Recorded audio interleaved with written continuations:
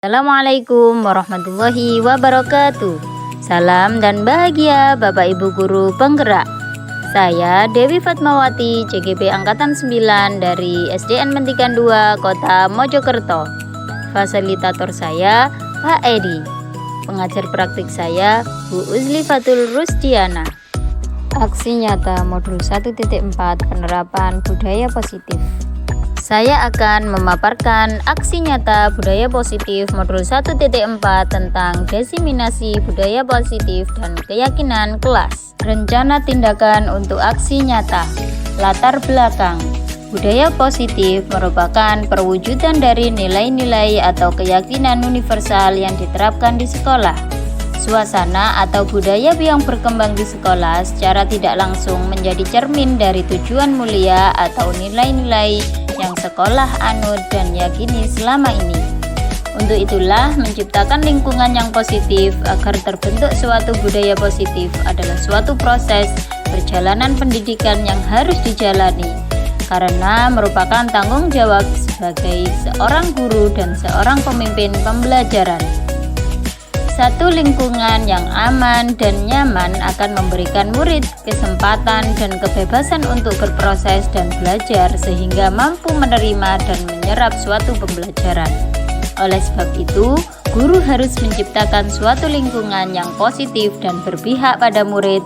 Adapun hal yang dapat dilakukan yaitu dengan membuat kesepakatan atau keyakinan kelas atau sekolah. Semua pihak yang terkait harus menerapkan keyakinan tersebut agar menjadi sebuah kebiasaan sehingga terwujud budaya positif di sekolah. Tujuan: mewujudkan budaya positif dengan keyakinan kelas atau kesepakatan kelas. Membangun motivasi internal atau intrinsik pada murid dengan pembuatan keyakinan kelas atau sekolah dalam pembelajaran. Mewujudkan pembelajaran yang menyenangkan dan berpihak kepada murid. Tolak ukur. Terlaksananya diseminasi konsep inti budaya positif di sekolah. Terbentuknya keyakinan kelas melalui kegiatan kesepakatan kelas yang dilakukan bersama wali kelas dan murid. Guru dan murid konsisten dalam menjalankan keyakinan kelas yang sudah disepakati. Terlaksananya penyelesaian masalah siswa menggunakan segitiga restitusi. Lini masa tindakan yang akan dilakukan: berkoordinasi dengan kepala sekolah, berkoordinasi dengan wali kelas, melakukan diseminasi konsep inti budaya positif, menyusun keyakinan kelas. Hasil keyakinan kelas ditempel di kelas masing-masing. Dukungan yang dibutuhkan: dukungan dari kepala sekolah, wali kelas, rekan sejawat, murid, serta perlengkapan pembuatan keyakinan kelas seperti kertas manila, post-it, dan spidol. Hasil keyakinan kelas dalam bentuk poster yang ditempel di kelas masing-masing.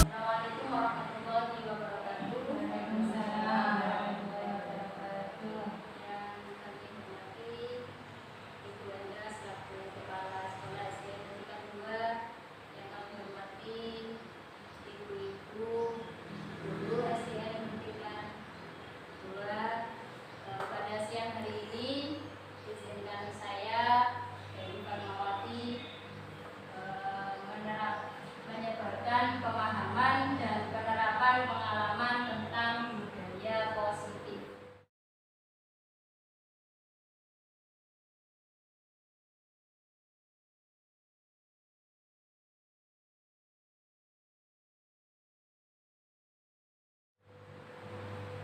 Konsep inti dari budaya positif ada 8. Yang pertama yaitu perubahan paradigma belajar. Yang kedua, nilai-nilai kebajikan. Yang ketiga, motivasi perilaku manusia. Yang keempat, keyakinan kelas. Yang kelima, disiplin positif. Yang keenam, kebutuhan dasar manusia. Ketujuh, posisi kontrol guru. Dan yang terakhir, segitiga restitusi. Yang pertama yaitu pembelajaran dengan paradigma baru. Apa sih pembelajaran dengan paradigma baru?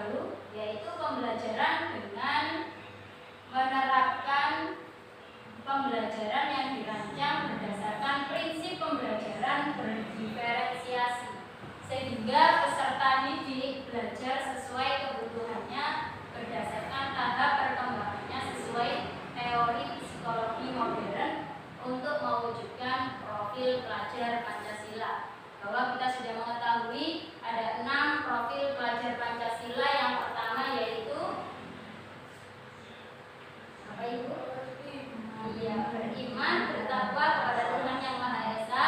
Yang kedua, mandiri, berkebinekaan global, gotong royong, bernalar kritis, dan kreatif. Itulah profil pelajar Pancasila. Dan untuk mewujudkan itu kita butuh pembelajaran yang berdiferensiasi, menyesuaikan dengan kondisi murid. Kenapa? Karena masing-masing siswa tidak sama. Masing-masing siswa memiliki kelebihan dan kekurangannya masing-masing. Semua siswa memiliki ciri gaya belajar yang berbeda. Maka kita tidak bisa memperlakukan semua siswa itu dengan satu metode yang sama. Makanya dengan belajar berdiferensiasi ini kita harus mengetahui apa yang sesuai dengan kondisi anak tersebut. Apakah anak tersebut tergolong sebagai anak yang suka melihat dari anak yang visual, audiovisual, dan lain sebagainya. Kemudian mengubah paradigma stimulus respon ke pendekatan teori kontrol. Yang pertama stimulus respon. Ketika ada stimulus respon realitas kebutuhan kita bersama, teori kontrolnya realitas kebutuhan kita yang berbeda. Kadang kita melihat bahwa anak itu kebutuhannya sama, tapi tidak. Realitanya kebutuhan kita itu berbeda. Yang kedua, semua orang melihat hal yang sama, tapi sejatinya setiap orang itu memiliki gambaran yang berbeda. Misalnya kita melihat anak sebuah botol. Kadang seorang guru itu melihat anak dari tutup botolnya. Kadang anak melihat dari bentuk samping botol. Tidak sama. Kita tidak bisa menyamakan anak kabel sama enggak. Masing-masing anak itu memiliki perbedaan. Kemudian disiplin positif di sini berasal dari kata disiplina yang berarti belajar. Disiplin mengacu pada disiplin diri yang memiliki tanggung jawab terhadap apa yang dilakukannya berdasarkan nilai-nilai yang diyakini. Disiplin positif merupakan salah satu cara penerapan disiplin yang bertujuan untuk menumbuhkan kesadaran serta memberdayakan peserta didik tanpa imbalan, penghargaan atau ribet, ancaman atau hukuman. Sebagai pendidik, tujuan kita adalah menciptakan peserta didik yang memiliki disiplin diri sehingga mereka berperilaku mengacu kepada nilai-nilai kebajikan universal dan memiliki motivasi intrinsik dalam perubahan perilaku ke arah yang lebih baik. Nilai-nilai kebajikan. Nilai-nilai kebajikan itu nilai yang disepakati bersama, lepas dari suku, bangsa, agama, bahasa maupun latar belakangnya. Contoh nilai kebajikan. Yang pertama yaitu nilai tentang profil pelajar Pancasila. Tadi sudah dikatakan bahwa nilai yang terdapat di dalam profil pelajar Pancasila beriman dan bertakwa pada Tuhan Yang Maha Esa dan berakhlak mulia, berkebinekaan global, gotong royong, mandiri, kreatif, dan bernalar kritis. Sedangkan contoh nilai kebajikan menurut PYP yaitu Primary Youth Program itu mengacu pada toleransi, rasa hormat, integritas, mandiri, menghargai, antusias, empati, keingintahuan, kreativitas, bekerjasama, percaya diri, dan komitmen. Dan yang ketiga yaitu life skill, keterampilan hidup, dapat dipercaya, lurus hati, mendengarkan yang aktif, tidak merendahkan orang lain, dan memberikan yang terbaik dari diri kita. Kebutuhan dasar manusia, bahwa kebutuhan dasar manusia adalah segala sesuatu yang kita lakukan untuk mendapatkan apa yang kita inginkan. Seluruh tindakan yang kita lakukan memiliki tujuan tertentu dan semua usaha terbaik yang kita lakukan adalah dalam rangka agar kebutuhan dasar kita terpenuhi dengan baik. Ada 5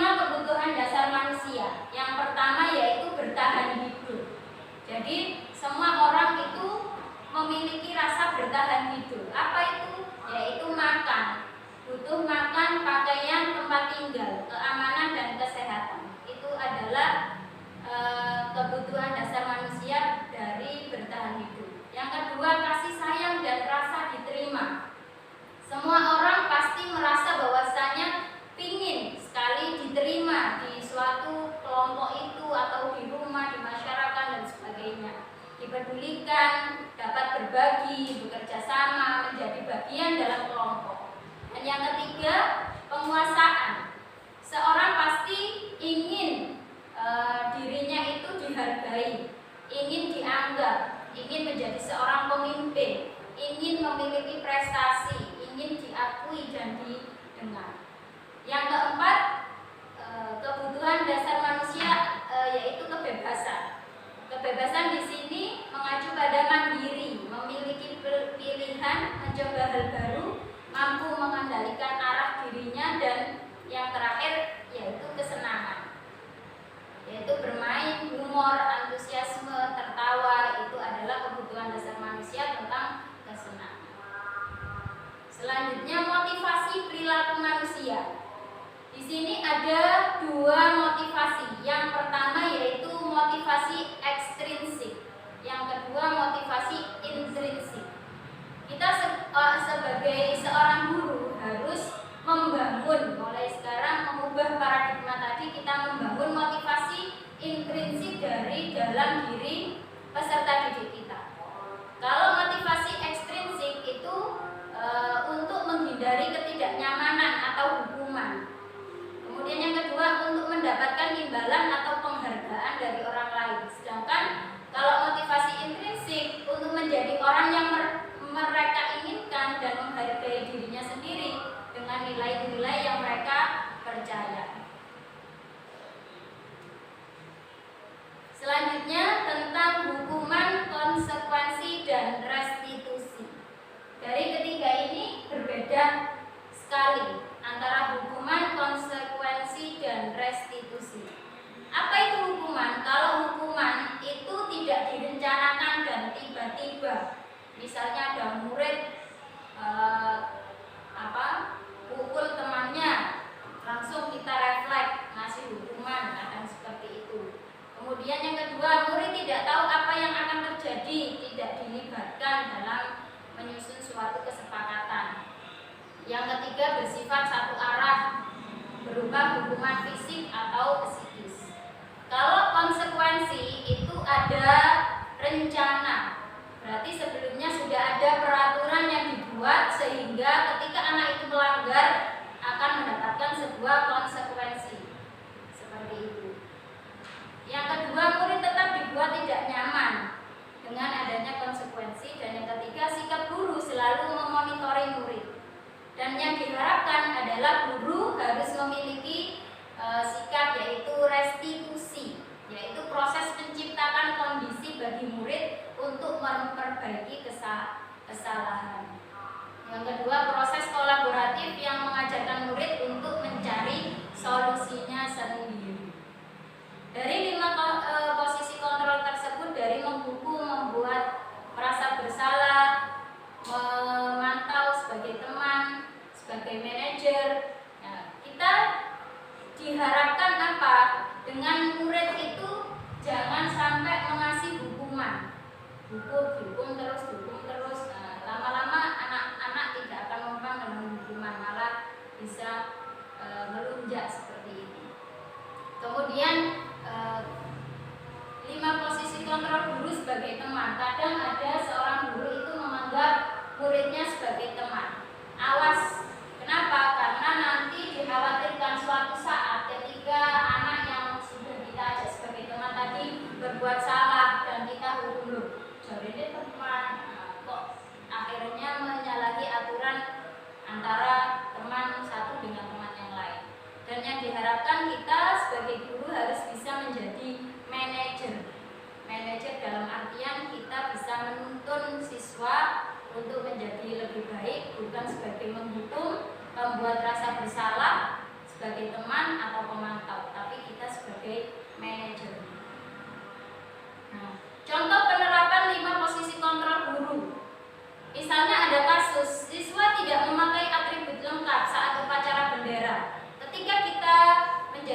penghukum, maka contohnya hormat pada bendera selama 1 jam. Kita memberikan hukuman kepada siswa tersebut untuk berdiri selama 1 jam.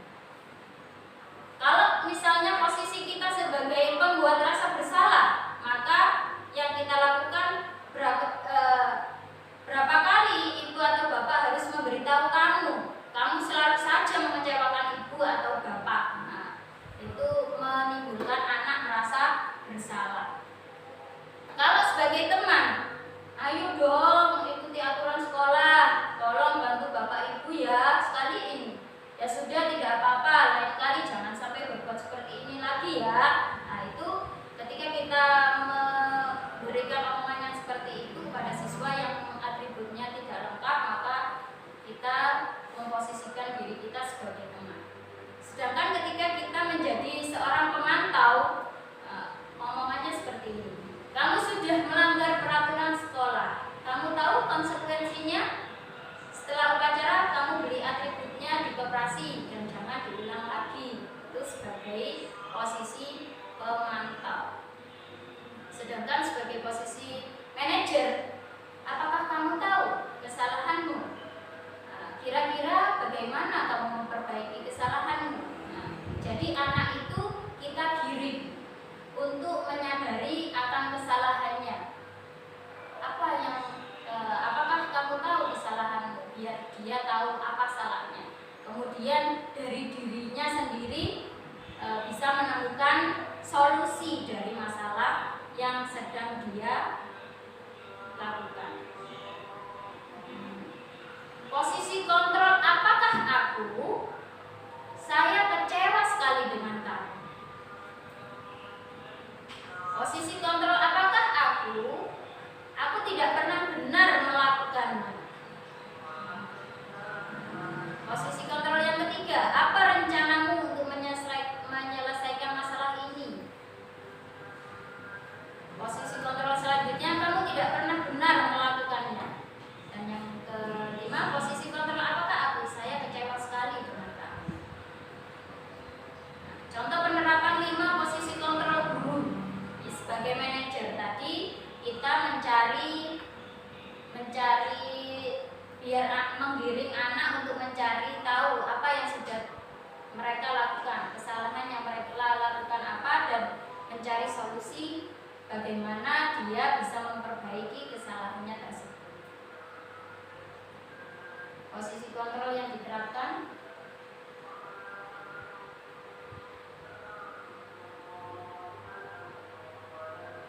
selanjutnya yaitu keyakinan kelas. Mengapa keyakinan kelas bukan peraturan kelas? Karena kalau kita membuat peraturan kelas itu biasanya peraturan itu dibuat oleh gurunya sendiri. Kemudian sifatnya pasti ada banyak perspektif, itu adalah suatu hukuman. Kalau tidak menjalankan peraturan pasti itu akan menjadi sebuah hukuman. Tapi kalau keyakinan kelas itu timbul dari dalam jiwa peserta didik. Jadi peserta didik kita ajak untuk memikirkan kira-kira di kelas ini apa yang harus kita lakukan. Oh, datang tepat waktu Bu. Jadi dari anak-anak sendiri, bukan dari kita. Kita ajak anak-anak untuk membuat keyakinan kelas, dan di situ anak-anak diharapkan bisa meyakini apa yang sudah ada di dalam kelas itu, dan ketika ada anak-anak yang melanggar kita arahkan. Bukankah itu adalah suatu keyakinan kelas yang kita buat? Kenapa kamu melanggar? Mengapa? Dan harus seperti apa selanjutnya? Kemudian bentuk keyakinan kelas yang harus kita lakukan yaitu bersifat abstrak, berupa pertanyaan yang universal, dibuat dalam pertanyaan yang positif, sedikit saja agar mudah diingat. Misalnya jangan kasih kata-kata yang tidak baik, misalnya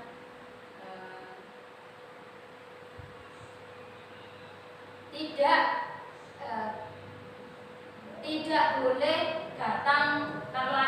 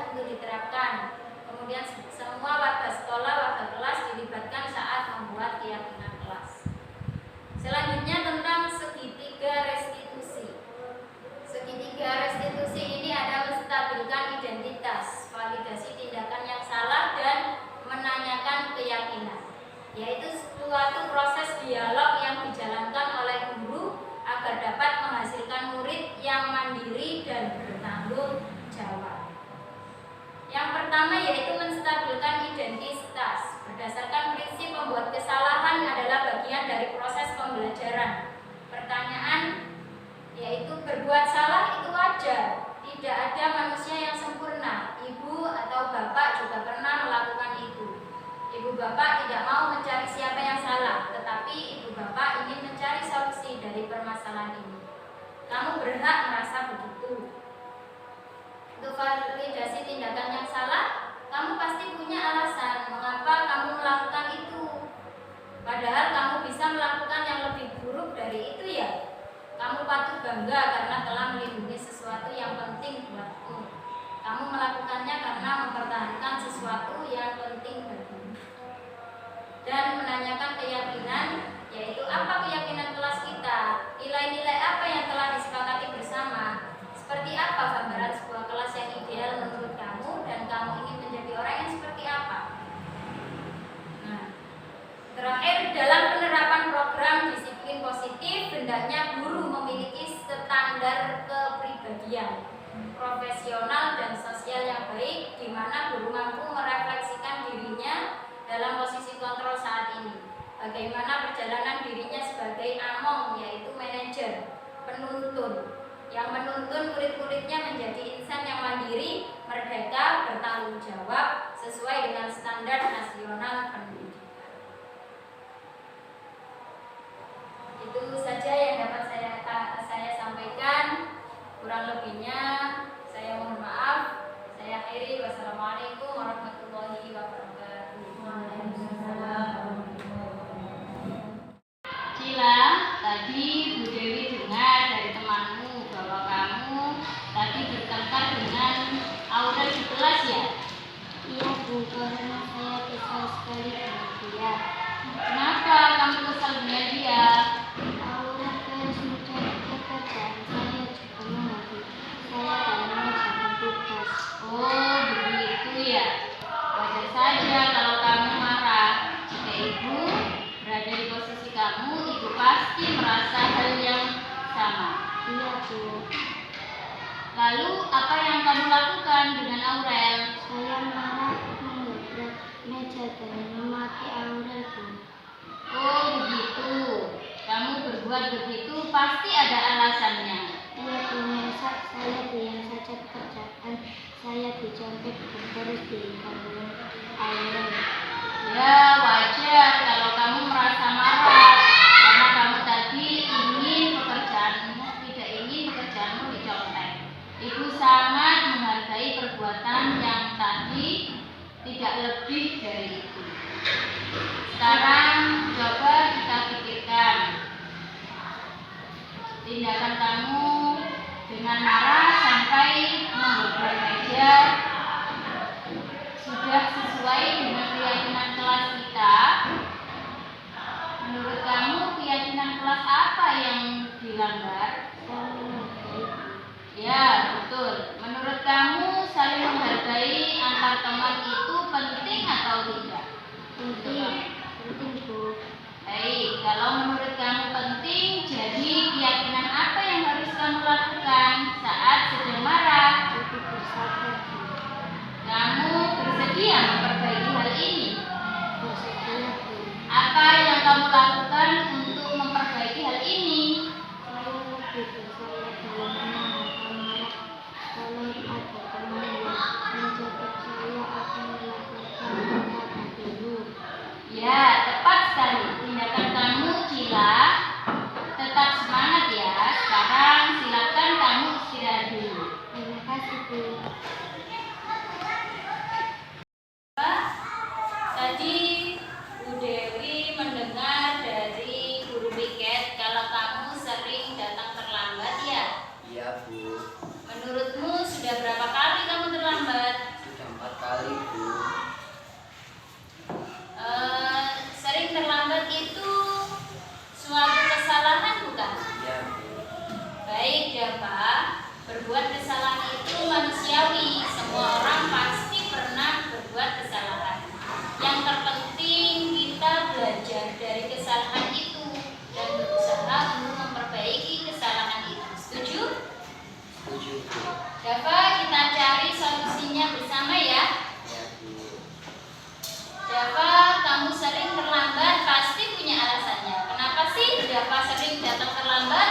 Karena saya suka main HP dan kalau malam saya selalu bermain game sampai larut malam sehingga saya selalu bangun kesiangan. Kamu tahu keyakinan kelas yang sudah kita sepakati?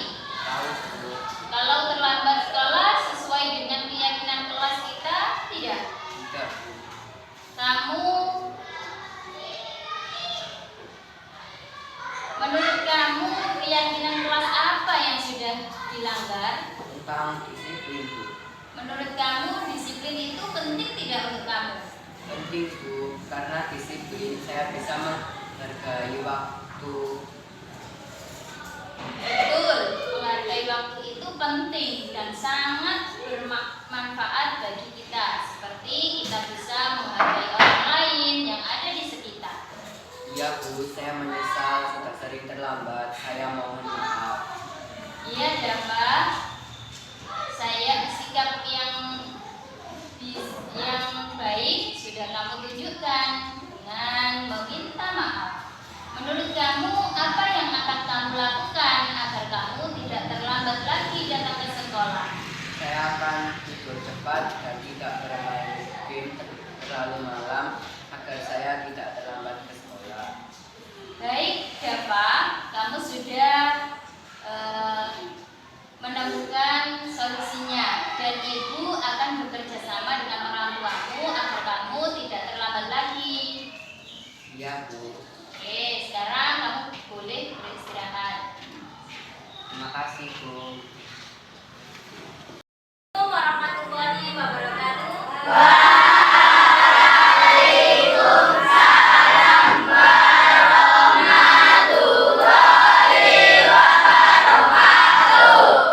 Anak-anakku, pada hari ini kita akan membuat sebuah keyakinan kelas. Jadi, kenapa kok tidak membuat peraturan kelas? Kok harus keyakinan kelas? Ada yang tahu? Kalau peraturan kelas itu biasanya bersifat memaksa. Dan itu bukan timbul dari kalian, tapi dari sekolah atau dari gurunya. Namun, kalau keyakinan kelas itu munculnya dari dalam diri kalian masing-masing. Dan keyakinan kelas itu kita buat bersama sesuai dengan apa yang kalian inginkan. Coba misalnya bedanya antara peraturan dan keyakinan. Kalau seperti ini kata-katanya, tidak boleh terlambat datang ke sekolah. Peraturan. Kalau datang tepat waktu. Keyakinan, karena tidak ada unsur paksaan. Kalau misalnya tidak boleh memakai sepatu selain warna hitam. Itu termasuk peraturan. Kalau keyakinan, pakailah sepatu warna hitam.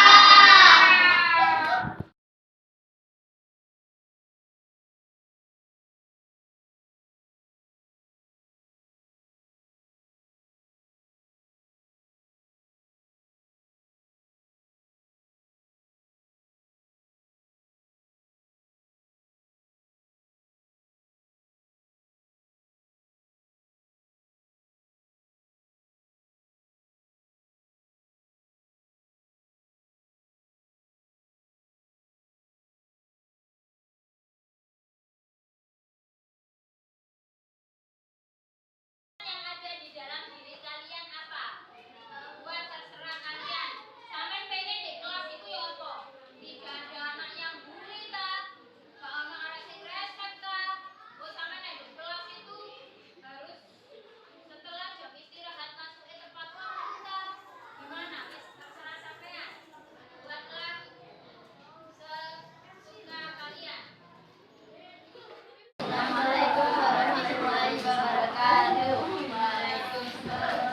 Saya dari kelas 6. Kami dari kelas 6. Setelah membuat keyakinan kelas, saya merasa senang.